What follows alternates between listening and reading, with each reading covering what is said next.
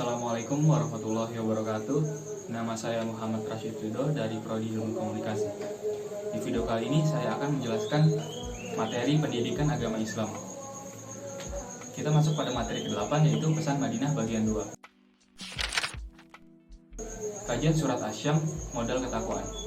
Allah Subhanahu wa taala menurunkan taufik bagi orang beriman dan kehinaan bagi orang kafir karena kefasikan. Jiwa mulhimah adalah jiwa yang diberi input baik atau buruk yang selanjutnya manusia memilihnya dengan segala resikonya. Asy-Syam, panduan pengambilan keputusan. Pengambilan keputusan mempunyai resikonya. Kebaikan, penjelasan dan informasi kebaikan. Mengambil keputusan pembaharuan dirinya dengan membebaskan dari belenggu hawa nafsu. Penjelasan dan informasi keburukan. Mengambil keputusan dengan dirinya terbebani oleh hawa nafsu, harta, tahta, wanita, meraih kegagalan.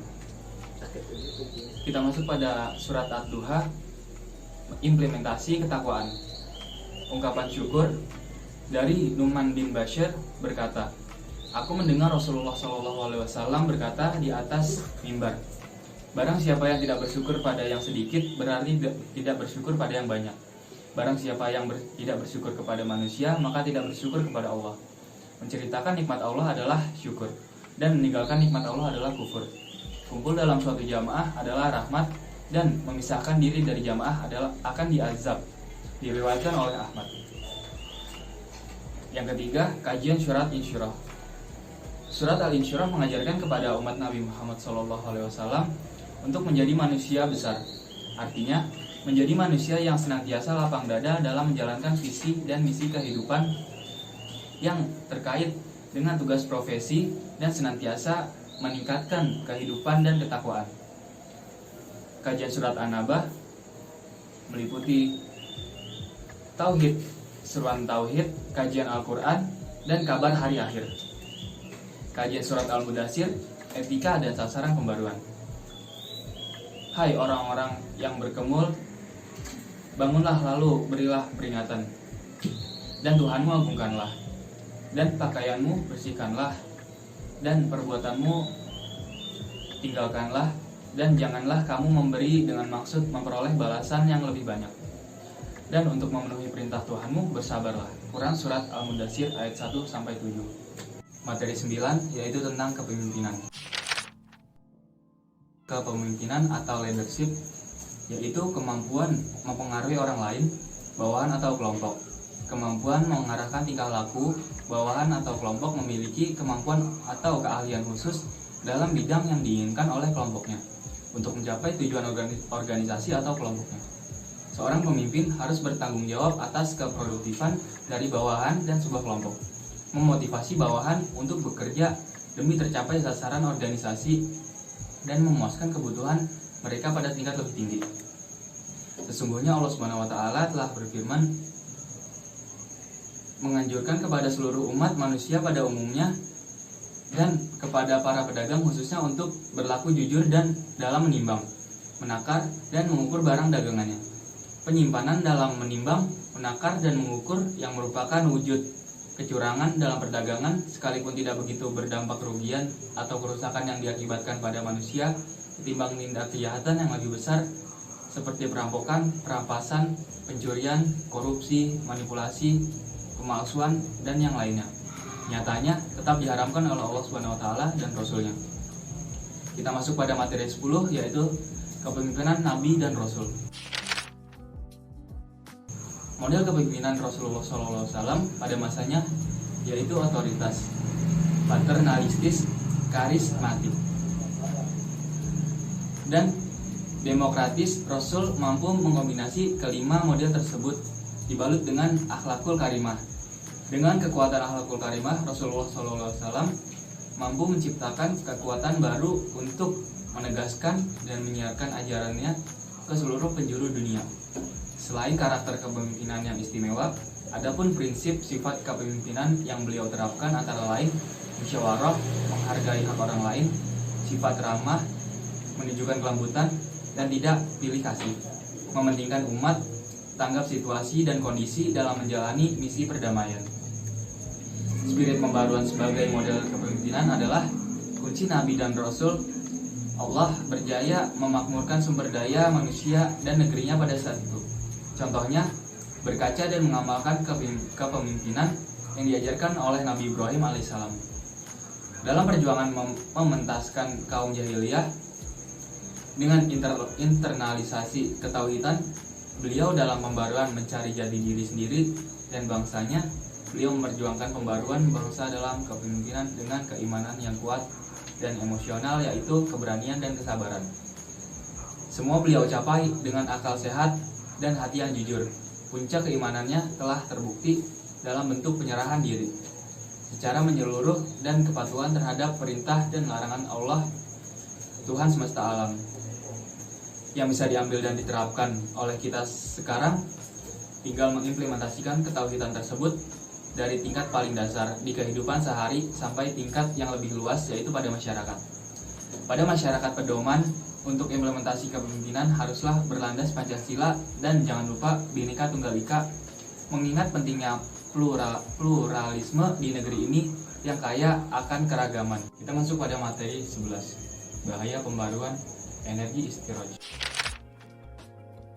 Pengertian istiraj. Istiraj artinya melupakan Allah dan merasa cukup pada selainnya dan berpaling dari Allah. Istiraj salah satu bentuk tertipunya kehidupan untuk bertawajuh kepada Allah karena terperdaya oleh selain Allah. Dan tak jauh berarti menghadap kepada Allah dengan kesucian hati dan pakaian sifatnya yang tersimpan dalam asmanya. Ketika seorang muslim banyak melakukan maksiat dan jarang beribadah, namun hidupnya terus dilimpahi kenikmatan, ini adalah tanda istiraj dari Allah Subhanahu wa taala. Ia terjebak dalam kehidupan, padahal dia semakin lalai menunaikan ibadah serta kewajiban lainnya. Allah Subhanahu wa taala berfirman, "Maka ketika kamu melupakan peringatan yang telah diberikan kepada mereka, kami pun membukakan semua pintu kesenangan bagi mereka, sehingga ketika mereka bergembira dengan apa yang telah diberikan kepadanya, kami siksa mereka secara tiba-tiba.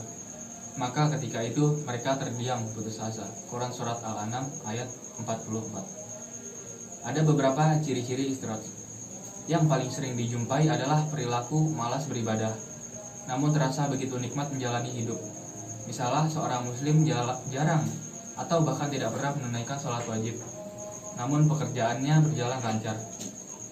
Dia juga berkecukupan dari segi materi, serta menjalani hidup yang layak. Sesungguhnya kelancaran rezeki yang diterima adalah tujuan dari Allah Subhanahu wa taala. Apakah dia akan terus terjebak atau mulai berpikir dari mana datangnya semua nikmat dalam hidup? Tanda lain tertimpa istiraj adalah dilimpahi ketenangan hidup, sementara diri sendiri tak lepas dari kegiatan maksiat. Orang yang terjebak dalam istiraj justru menyombongkan kenikmatan hidup yang dia peroleh. Sakit adalah bentuk rasa sayang Allah Subhanahu wa taala kepada hambanya. Orang yang sakit akan diuji kesabaran dan keimanannya. Kepada siapa mereka akan meminta kesembuhan? Apakah Allah Subhanahu wa taala atau sosok lainnya? Kita masuk pada materi 12, yaitu energi pembaruan untuk membangun moralitas bangsa. Ibnu Khaldun menulis tentang ilmu tasawuf. Orang yang tekun beribadah itu dikenal dengan nama golongan tasawuf.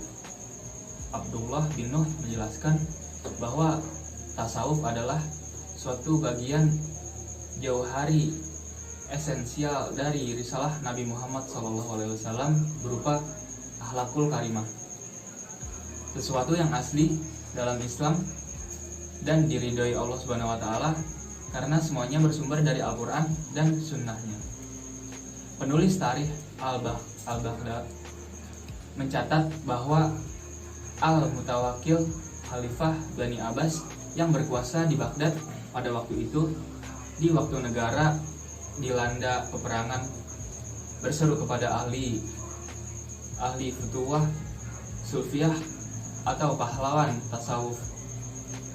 Maka berdatanglah mereka dengan cepat dari setiap kelompok, sehingga merekalah merupakan tentara yang unggul tak terkalahkan. Merekalah yang menyelamatkan wilayah negara dan menjaga perbatasannya. Contoh pembaruan di negara muslim. Perjalanan sejarah negara-negara yang mayoritas muslim tidak terpisahkan dengan peran sufi. Di samping sebagai gerakan memurnikan agama melalui tauhid, juga berperan sebagai mesin penggerak utama untuk menumbangkan kolonialisme, misalnya sebagai dijelaskan dalam Surya Negara 2011, gerakan tasawuf di beberapa kawasan sebagai berikut. Tantangan abad 21. Tantangan abad 21 bukan hanya ancaman fisik, tetapi lebih pada mindset atau pola pikir. Melalui berbagai modus yang sejalan dengan arus modernisasi teknologi informasi yang berdampak pada kerusakan tatanan nilai sehingga semakin jauh kepada tauhid sebagai nilai Mekah dan Madinah dan memeruntuhkan nasionalisme dan jatuh pada kolonialisme baru. Sekian materi pendidikan agama Islam dari saya, kurang lebihnya mohon maaf. Assalamualaikum warahmatullahi wabarakatuh.